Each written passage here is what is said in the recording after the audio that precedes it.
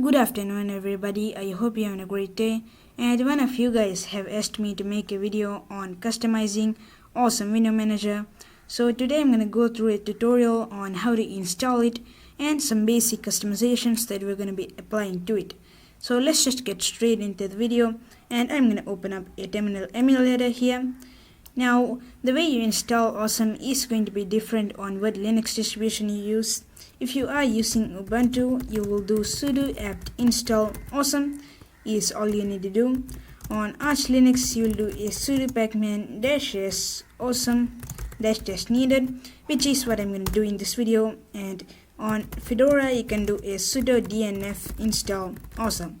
For other Linux distributions, you can simply go to awesomewm.org to check the installation instructions. Now once we've installed Awesome, we'll also install a package called Nitrogen. So I'm just going to install that with pacman for now, and just don't mind me using doas here. You can use sudo if you want to. And on apt, this would be called Nitrogen as well, same for Fedora. And once you've installed that package, now we can log in to Awesome. So basically you can close out your terminal and go to whatever power menu or something that your desktop environment or window manager has and log out. So I'm just gonna do that, and you should see some sort of cogwheel or hamburger menu or something like that where you can pick your session and make sure to select Awesome and then log in. So I'll be right back. Alright, so when you launch into Awesome Window Manager for the very first time, this is what you should see. Now you might have a different font for the bar and stuff, but for me I'm using this Sans font, which is the one that I got by default. Don't worry about that, we'll change all of that later. So first of all, when you press super return, you're either going to get a terminal emulator or you're either not going to get a terminal emulator, because the default terminal for Awesome is extern and sometimes it may not be installed on your system. So what I'm going to do is that I'm actually going to close extern, and I'm going to show you how to launch any terminal emulator you want in Awesome, and we will set the default one later on. So first you'll want to press super P, which when I refer to the super key, I basically mean the Windows key on your keyboard. So if I press super P, it should give me a list of programs, and let's say you're using the XFCE4 terminal, then you can simply execute something like that. So here is the XFCE terminal right there, and you can see how this looks like. And one of the things about Awesome is that you can actually drag your window like this on the title bar. That is a really nice thing to have. Or in my case, I'm going to use ST as my terminal emulator. This doesn't really matter that much. Now let's get into choosing a wallpaper, which is the first thing that I'm going to do here. I'm going to go to another workspace with super, and then the number of the workspace I want to go to. For example, super 2 will take me there, super 3 will take me to the third workspace, and so on. Now we installed this package called Nitrogen, which will allow me to change my wallpaper. So I'm going to press super P to bring up the app launcher and search for Nitrogen. I'm going to press enter, and here we have Nitrogen right here. Now what I'm going to do is go to the preferences of Nitrogen and click on add in the directories right here. Now I'm going to go to my home directory, and I already have a wallpapers directory in here. Now I'm going to select that and press OK. I can resize a window by pressing the super key, then using my right mouse button to drag it. So you can see that now my window is bigger. And let's see what wallpapers we have.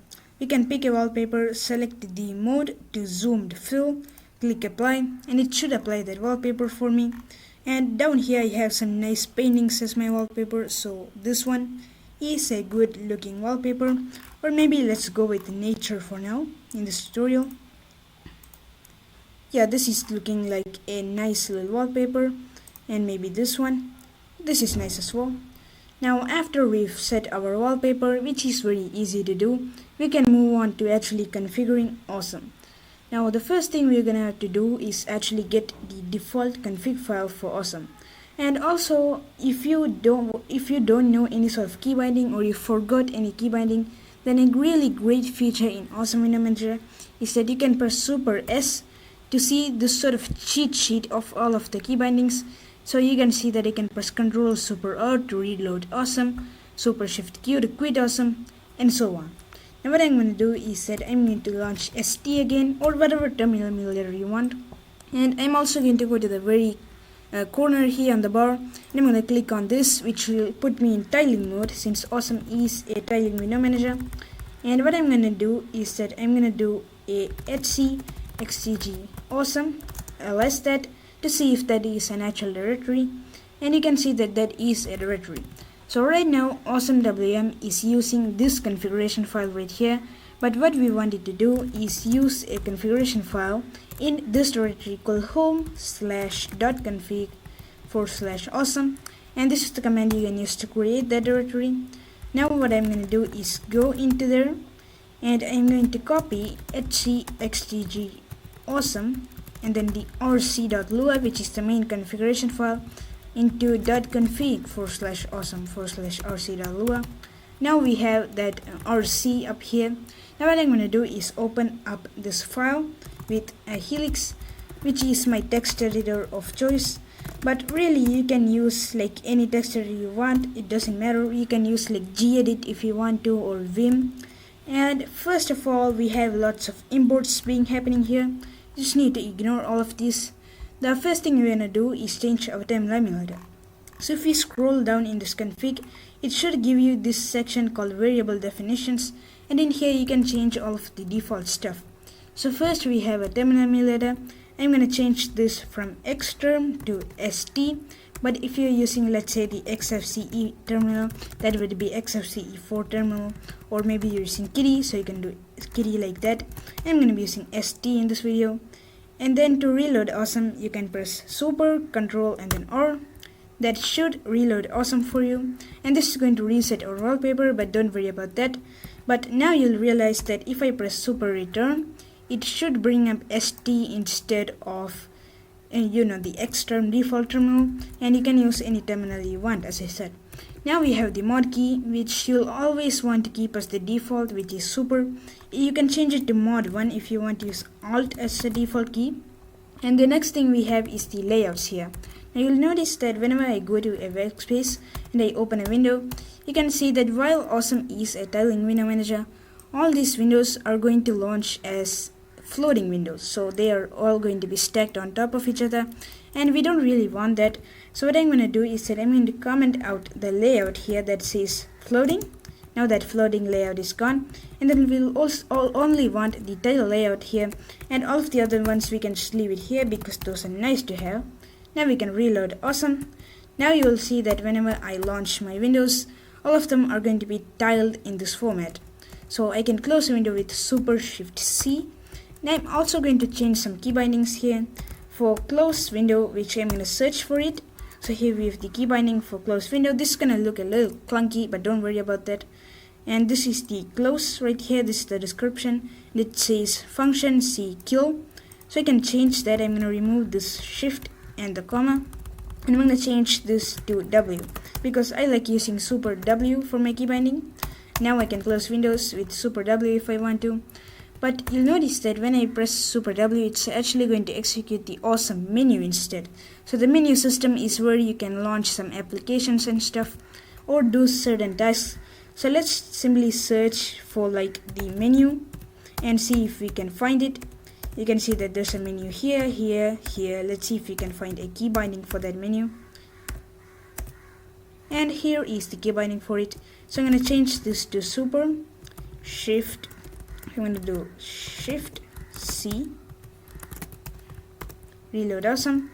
Now I should be able to close my windows with Super W and bring up my menu with Super Shift C or something like that. Now we have pretty much changed much of the key bindings and variables. Now let's actually move on to theming, which is what most people are going to care about. So what I'm going to do is go here. I'm going to search for beautiful.init. So you can see that this is at the very top of the variable definitions, and it's going to take them from this little directory here.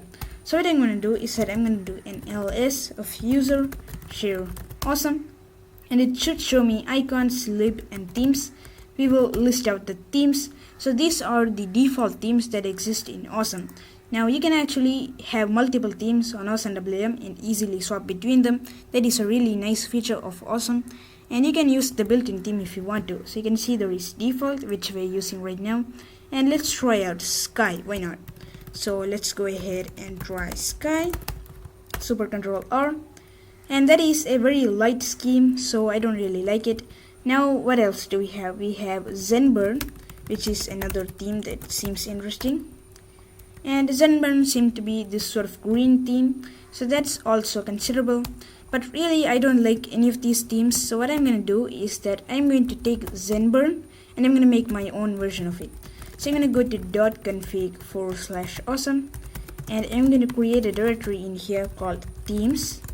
So right now if I go ahead and do an ls, you have the themes directory, and I'm going to go in there, and there should be nothing in here, and I'm going to go ahead and do a sudo copy of user share awesome themes Zenburn into here. So we can specify that with this dot, and then we'll also want the -r flag. Now we have that theme in our themes directory. What I'm going to do is that I'm going to change this, so I'm going to remove everything in this beautiful .init parentheses, and instead of that I'm going to do .config awesome themes, and then Zenburn is going to be the theme that we're going to be using, and then inside of there we're going to use theme.lua super control R, and this is the same exact theme. Now let's go ahead and move this from Zenburn, or let's actually rename it from Zenburn to my theme. You can call it whatever you want to. Make sure to change it in here as well, so it's going to be called my theme. Now let's go to my theme, and let's change some of the stuff in here. The theme that you'll want to change is called theme.lua. So let's go ahead and change that file. I'm going to change my text editor theme here. Now here we can change stuff like our colors, styles, all of that. First thing I'm going to do is change our font. So I'm going to pick the Linux BioLinum is the font I'm going to use. Make sure you have this theme installed on your system, and I'm going to give it size 14. I think that is a good area. Now if you get an error that says path is read only or something like that, all you need to do is go here, and you'll need to do a sudo chown, and then your username, in this case it's wits, your username, and then the name of your theme directory. Now you should be able to edit all of these, but actually you'll also need to do sudo chown, then your username, your username, and then inside of your theme directory you're gonna want to specify this wildcard here. Now if I do an ls-a, it should show me ls-la, it should show me here that wits instead of root, and I'm going to edit this theme.lua again. And now I should be able to edit this file. So if I go ahead and change the font to, let's say, Linux BioLinum, you can see that now I can write that. I'm going to change the size to 12. I think 12 is a good idea, or let's do 10. Yeah, 10 seems nice. Now let's change some of the colors here. Now I don't quite like the color scheme that they're using, so what I'm going to do is launch a LibreWolf, which is my browser. You can use whatever browser you want, and what I'm going to do is go to the Roblox color palette. So let's go ahead and search for that, because in this video I'm going to be using Roblox as my color scheme, but really you can use any sort of color scheme you want. You can even use your own stuff if you want that. And I'm just going to go through the palette here.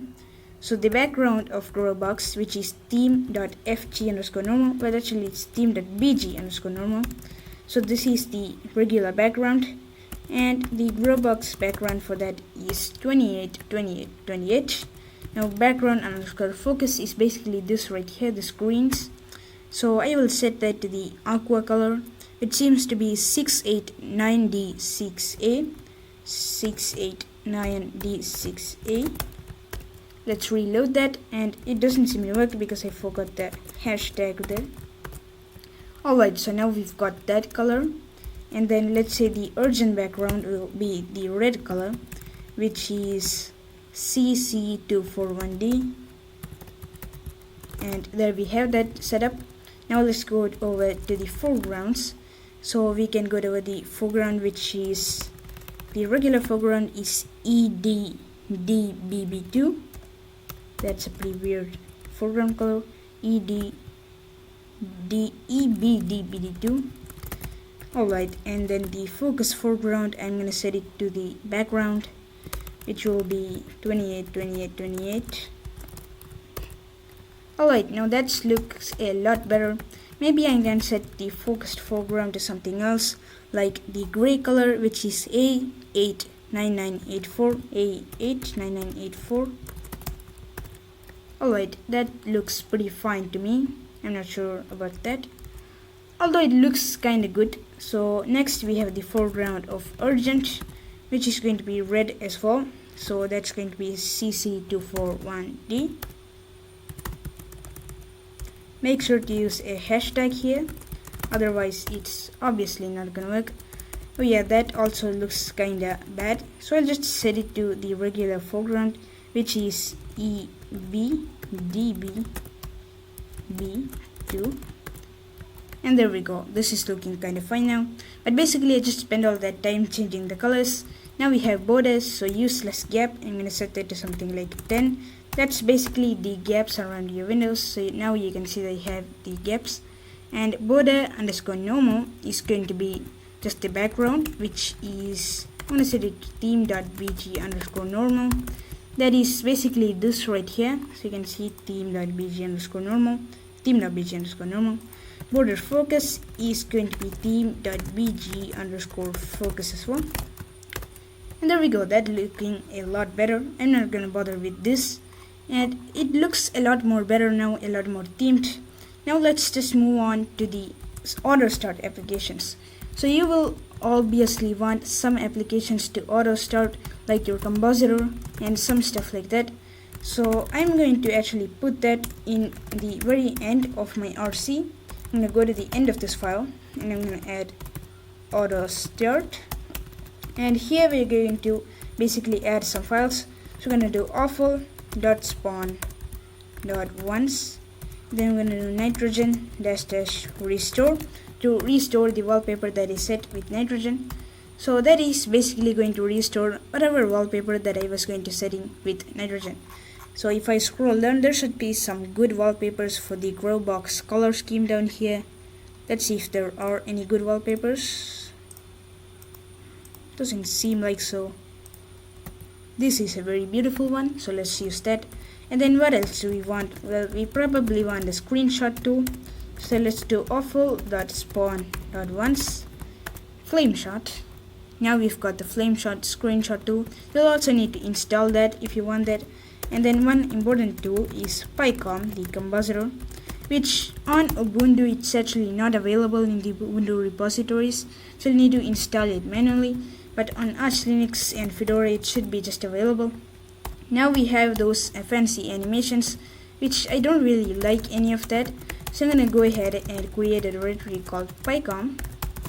And I'm going to touch a pycom.conf. And I'm going to open this up with my text editor. And that's going to contain nothing. So that should probably make my pycom config a lot better.